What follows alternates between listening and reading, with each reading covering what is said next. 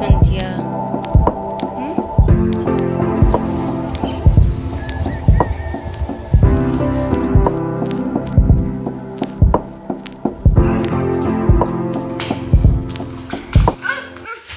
High friends, ಎಲ್ಲರಿಗೂ welcome back to today's vlog ಅಂತ.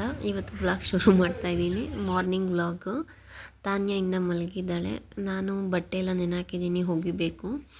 ಮಾನ್ಯ ಇದ್ದಿದ್ದಾಳೆ. ಮಾನ್ಯನು ಅವ್ರ ಅಜ್ಜಿ ತಾತ ಅಯ್ಯ ಎಲ್ಲ ಅಲ್ಲಿ ಅವರೇ ಗಿಡ ಹಾಕೋಕೆ, ಅವರೇ ಕಾಳು ಹಾಕೋಕೆ ಹೋಗಿದ್ದಾರೆ.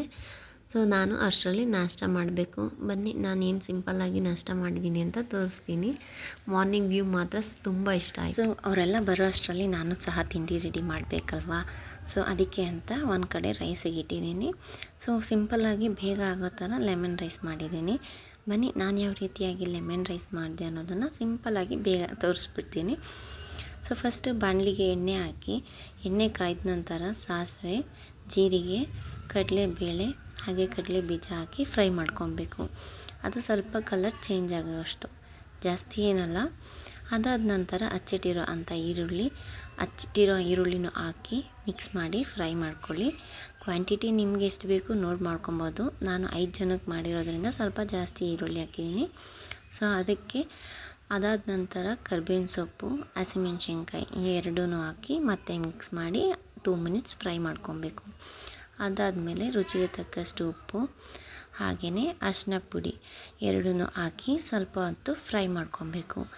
ಅದಾದ ನಂತರ ಸ್ವಲ್ಪ ತಣ್ಣಗಾದಮೇಲೆ ನಿಂಬೆ ರಸ ಲಾಸ್ಟಲ್ಲಿ ಅದನ್ನು ಸಹ ಹಾಕಿ ಫ್ರೈ ಮಾಡಿದ್ರೆ ಸಿಂಪಲ್ಲಾಗಿ ಬೇಗ ಆಗೋವಂಥ ಲೆಮನ್ ರೈಸ್ ರೆಡಿ. ಯಾವಾಗಾದರೂ ಬ್ರೇಕ್ಫಾಸ್ಟಿಗೆ ಏನು ಮಾಡೋದಪ್ಪ ಅಂತ ಯೋಚನೆ ಮಾಡಬೇಕಾದ್ರೆ ತಲೆಗೆ ಇದೇ ಹೊಡೋದು ನನಗೆ. ಸೊ ಬ್ರೇಕ್ಫಾಸ್ಟ್ ಎಲ್ಲ ರೆಡಿ. ಹೊಲ್ತಾವಿಂದ ಅವರು ಅಷ್ಟರಲ್ಲಿ ಹೊಲ್ತಾವಿಂದ ಬಂದರು. ಒಂದು ಸ್ಲಿಪ್ಪರ್ನ ಸ್ಟ್ಯಾಂಡಿಗೆ ಬಿಡು ಮಾನ್ಯ ಅಂತ ಎಷ್ಟೊತ್ತು ಹೇಳಿದ್ರು, ಹೆಂಗಂದ್ರಂಗೆ ಆಗ್ತಾ ಇರೋದೇನೆ. ಅವ್ರ ಅಜ್ಜಿ ಹೆಸರಲ್ಲಿ ತೊಗೊಂಬಾರಮ್ಮ, ತೊಳ್ಕೊಂಡು ಕೊಡ್ತೀನಿ, ಹೊಲ್ತಾವೆಲ್ಲ ಮಣ್ಣಾಗಿದ್ದೆ ಬಾ ಅಂತ ಕರಿತಾ ಇದ್ರು. ತಂದಪ್ಪ ಏನಕ್ಕೆ? ಹೌದಾ, ಕೊಡಿ, ಹೆಂಗೆ ಕೊಡ್ತೀಯಾ? ಐ ಲವ್ ಯು ಟು ಬಂಗಾರಿ. ಅಯ್ಯ, ನಾಚಿಕೆ ನಮ್ಮ ಮಗಿಗೆ. Thank you. ತಿರ್ಗಾ ಇಸ್ಕೊಂತೀಯ? ಅವರೆಲ್ಲ ಬಂದ್ರಲ್ವ, ನಾನು ನಾಷ್ಟ ಮಾಡಿದೆ, ಎಲ್ಲರಿಗೂ ನಾಷ್ಟ ಕೊಟ್ಟೆ. ನಮ್ಮ ಅತ್ತೆ ಮಾತ್ರ ಇನ್ನೂ ಮಾಡಿರಲಿಲ್ಲ. ಅವರು ಎಲ್ಲ ಕೆಲಸ ಆದಮೇಲೆ ನಾಷ್ಟ ಮಾಡೋದು. 12 ಗಂಟೆ ಆದರೂ ಸರಿಯೇ ಅವಾಗೆ ನಾಷ್ಟ ಮಾಡೋದು. ನಾನು ಮನೆಯನ್ನು ಸ್ಕೂಲಿಗೆ ರೆಡಿ ಮಾಡಿ ಕಳಿಸ್ದೆ, ಅಂಗನವಾಡಿಗೆ ಕಳಿಸಿ ಸರಿ ಜಾಲ್ಸಾಕೋಣ ಅಂತ ನಾನು ಹೋದೆ. ಹಿಂಗೆ ಅಂಡರ್ಸ್ಟ್ಯಾಂಡಿಂಗ್ ಆಗಿರಬೇಕು ಹೆಂಗಸರು ಮನೇಲಿ ಅಂತಂದರೆ. ಈ ರೀತಿ ಒಬ್ರಿಗೊಬ್ರು ಹೆಲ್ಪ್ ಮಾಡಿಕೊಂಡು, ಒಬ್ಬರೇ ಸುಮ್ಮನೆ ಅವರೊಬ್ಬರೇ ಮಾಡ್ತಿದ್ರೆ ಅಯ್ಯೋ ಮಾಡ್ಕೊಳ್ಳಿ ಬಿಡು, ನಾನು ಆಗಲೇ ಮಾಡಿದ್ದೀನಿ ಸಾಕಾಗಿದೆ ಅನ್ನೋದಲ್ಲ. ಸಾಕಾಗಿದ್ರೂ ಒಂದು ಸ್ವಲ್ಪ ಅಡ್ಜಸ್ಟ್ ಮಾಡಿಕೊಂಡು ಮಾಡೋದ್ರಿಂದ ಒಂದು ಸ್ವಲ್ಪ ಅವ್ರಿಗೂ ಖುಷಿ ಆಗುತ್ತೆ, ಒಳ್ಳೆ ಭಾವನೆಗಳು ಬರುತ್ತೆ ಅನ್ನೋದು ನನ್ನ ಅಭಿಪ್ರಾಯ. ಒಬ್ರಿಗೊಬ್ರು ಹೆಲ್ಪ್ ಮಾಡ್ಕೊಂಡು ಒಬ್ಬೊಬ್ರ ಜೊತೆ ಏನಾದರೂ ಹಂಚ್ಕೊಳೋದಾಗಿರ್ಬೋದು, ಮಾತುಕತೆಯಲ್ಲೂ ಇರುತ್ತೆ ಅಲ್ವಾ, ಏನಾದರೂ ಹೇಳೋದು. ಇಲ್ಲಾಂದರೆ ಸುಮ್ಮನೆ ಮನಸ್ಸಲ್ಲೇ ಇಟ್ಕೊಂಡಿದ್ರೆ, ಅದು ನಮ್ಮಲ್ಲೇ ಕೊರಗ್ತಿದ್ರೆ ಮೈಂಡು ಫ್ರೀ ಆಗಿರೋದಿಲ್ಲ.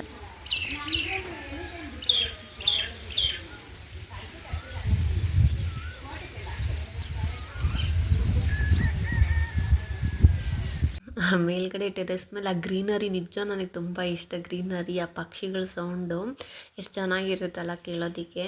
ನನಗಂತೂ ಸಿಕ್ಕಾಪಟ್ಟೆ ಇಷ್ಟ ಆಯಿತು.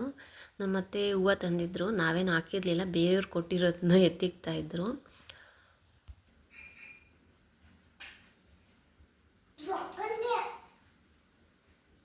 ಬಿಡ್ಮಗ್ನೆ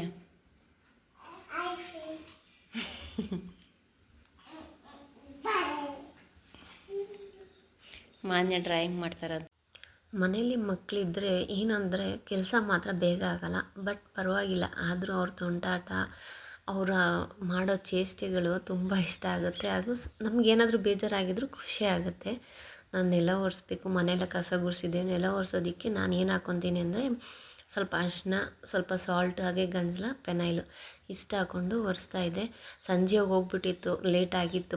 ಏನು ಮಾಡೋಕ್ಕಾಗಲ್ಲ, ಹೇಳಿದ್ದೀನಲ್ಲ, ಮಕ್ಕಳಿದ್ರೆ ಕೆಲಸ ಲೇಟೇ. ಅಷ್ಟರಲ್ಲಿ ಅವಳು ಮಾನ್ಯನೂ ಬಂದಿದ್ಲು ಅಂಗನವಾಡಿಯಿಂದ. ಆಚೆ ಹೋಗಿ ಆಟ ಆಡ್ತಾಯಿದ್ಲು. ತಾನೇ ಮಾತ್ರ ಸೆಕೆಂಡ್ ರೌಂಡ್ ಮಲಗಿದ್ಲು. ಅವಳು ಎದ್ದೋಳೋಷ್ಟರಲ್ಲ ಮಾಡೋಣ ಅಂತ ಒರೆಸ್ತಾ ಇದ್ದೆ. ಅವಳು ನಾವು ಒರೆಸೋಷ್ಟರಲ್ಲಿ ಎದ್ಬಿಟ್ಟಿದ್ಲು. ಇನ್ನೇನು ಮಾಡೋದು ಅಂದ್ಬಿಟ್ಟು ಸೀರೆಯಲ್ಲೇ ಬಿಟ್ಬಿಟ್ಟಿದ್ದೆ. ಅವಳು ಹಂಗೆ ಇರಲಿ ಸುಮ್ಮನೆ ಸ್ವಲ್ಪ ಹೊತ್ತು ಒರೆಸೋ ತನಕ ಅಂತ ಬಿಟ್ಟು ಒರೆಸ್ದೆ. ಅಷ್ಟರಲ್ಲಿ ಸಂಜೆ ಆಗಿತ್ತು. ಹಾಲು ಕರ್ಕೊತಾ ಇದ್ದಾರೆ ನಮ್ಮ ಹಸ್ಬೆಂಡು ಮತ್ತು ನಮ್ಮ ಅತ್ತೆ. ಬಟ್ಟೆಗಳು ಸ್ವಲ್ಪ ಒಣಗಿದ್ದು ತಂದು ಎಲ್ಲ ಇಲ್ಲೇ ಹಾಕಿದ್ದೀವಿ. ಮಳೆ ಬೇರೆ ಬಂದು ಮಳೆ ಬಂದು ಹೋಗಿರೋದು.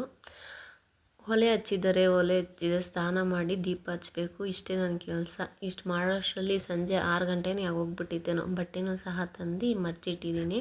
ಅವನ್ನೆಲ್ಲ ಎತ್ತಿಟ್ಕೊಬೇಕು. ಇನ್ನು ಬೆಳಗ್ಗೆಯಿಂದ ಸಾಯಂಕಾಲ ತನಕ ಎಷ್ಟು ಕೆಲಸ ಮಾಡಿದ್ರೂ ಮುಗಿಲ್ದೇ ಇರೋಂಥ ಕೆಲಸಗಳು ನೋಡಿ. 6:30 ಆಯಿತು. ಕೆಲಸನೂ ಮುಗೀತು. ಅಡುಗೆನೂ ಮಾಡಿ ಊಟ ಎಲ್ಲ ಮಾಡಿ ಲಾಸ್ಟ್ ಇನ್ನೇನು ಮಲ್ಕೊಬೇಕು. ಬೆಳಗ್ಗೆಯಿಂದ ಕೆಲಸ ಇರುತ್ತೆ. ಬೇಗ ನಾನು ಮಲ್ಕೊಳ್ಳೋಣ ಅಂದರೆ ನಾವು ಮಲ್ಕೊಳಕ್ಕೆ ನಮಗೆ ನಿದ್ದೆ ಬಂದರೂ ಈ ಚಿಕ್ಕ ಮಕ್ಳು ಇರ್ತಾರಲ್ಲ ಅವ್ರ ಕಣ್ಣಿಗೆ ಮಾತ್ರ ನಿದ್ದೆ ಬರೋದಿಲ್ಲ.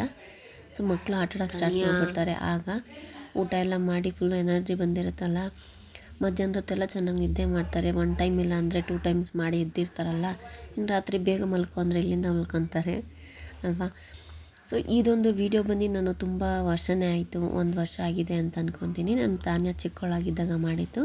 ಸೊ ನಾನು ಆಗಲೇ ಅಂದ್ಕೊಂಡಿದ್ದೆ ಯೂಟ್ಯೂಬ್ ಸ್ಟಾರ್ಟ್ ಮಾಡಬೇಕು ಅಂತ.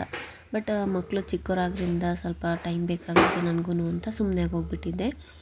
ಸೊ ಇದೊಂದು ವಿಡಿಯೋ ಹಾಗೇ ಇತ್ತು. ಸರಿ ಇರಲಿ ನೋಡೋಣ, ಅಪ್ಲೋಡ್ ಮಾಡಿದ್ರೆ ಒಂದು ನನಗೂ ಮೆಮೊರೀಸ್ ಹಾಗೆ ಇರುತ್ತೆ ಅದನ್ನು ಅಂತ ಅಪ್ಲೋಡ್ ಮಾಡ್ತಾಯಿದ್ದೀನಿ ಅಷ್ಟೇನೆ. ಸೊ ನಮ್ಮ ಮಕ್ಳಿಗೆ ತುಂಟಾಟಗಳು ನಾವು ಯಾವಾಗಲೂ ಅದನ್ನು ನೆನಪಲ್ಲಿ ಇಟ್ಕೊಬೇಕಲ್ವಾ. ಕೆಲವೊಂದನ್ನು ಬೆಳೀತಾ ಎಲ್ಲ ಮರ್ತೋಗ್ಬಿಡ್ತೀವಿ. ಮಕ್ಕಳು ಚಿಕ್ಕವರಿದ್ದಾಗ ಯಾವ ರೀತಿಯಾಗಿರ್ತಾರೆ, ಆ ತುಂಟಾಟಗಳು ಎಲ್ಲ ಒಂದು ನೆನಪಲ್ಲಿರಲಿ, ಮೆಮೊರೀಸ್ ಆಗಿರಲಿ ಅಂತ ಹೇಳಿ ಈ ರೀತಿಯಾಗಿ ಮಾಡಿದೆ.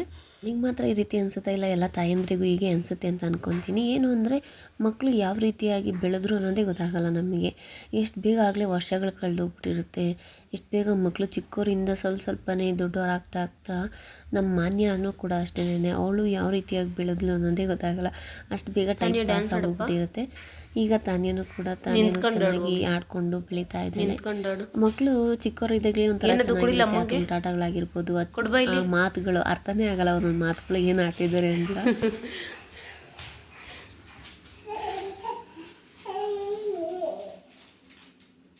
ಹಂಗೆ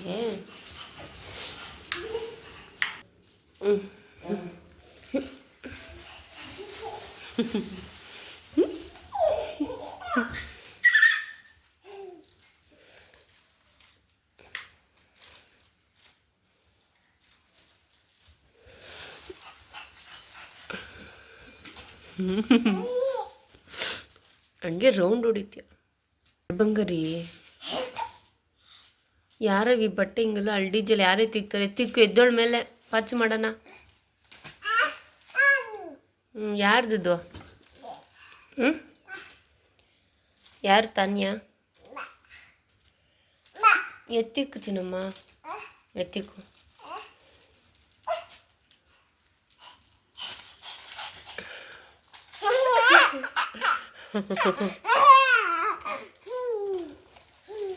ಕೊಡಪ್ಪ, ಅಕ್ಕಂದದು, ಅಕ್ಕಂದು ಮಾನ್ಯ ಅಕ್ಕೊಂದು ಕೊಡು ಬಂಗಾರಿ ಅಮ್ಮಂಗೆ ಪ್ಲೀಸ್. ಕೊಡು.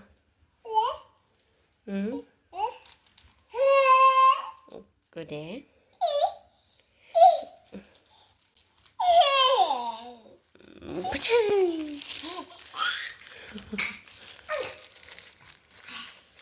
ಎತ್ತಿಕ್ಕೆದಳು. ಇನ್ನೂ ಚಡ್ಡಿ ಎಲ್ಲ ಎತ್ತಿಕ್ಕಪ್ಪ, ಎತ್ತಿಕ್ ಚಡ್ಡಿ ಎಲ್ಲ ಎತ್ತಿಕ್ಕು.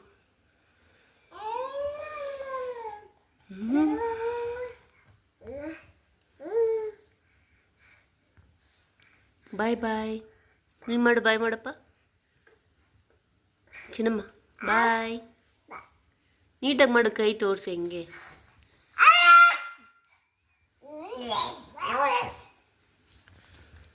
ಬಾಯ್ ಬಾಯ್.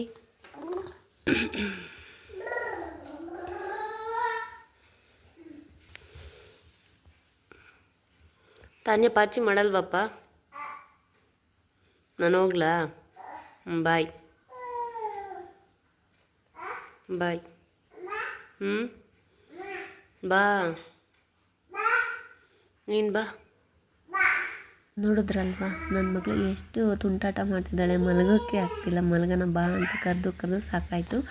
ಸೊ ಇದಾಗಿತ್ತು ಇವತ್ತಿನ ವ್ಲಾಗ್. ಇಷ್ಟ ಆಗಿದ್ದರೆ ಪ್ಲೀಸ್ ಲೈಕ್ ಮಾಡಿ ಅಂತ ಕೇಳ್ಕೊತೀನಿ. ಇನ್ನೂ ಯಾರೆಲ್ಲ ನನ್ನ ಚಾನಲ್ನ ಸಬ್ಸ್ಕ್ರೈಬ್ ಮಾಡಿದರೆ ನೋಡ್ತಿದ್ದೀರೋ ದಯವಿಟ್ಟು ಸಬ್ಸ್ಕ್ರೈಬ್ ಮಾಡಿ.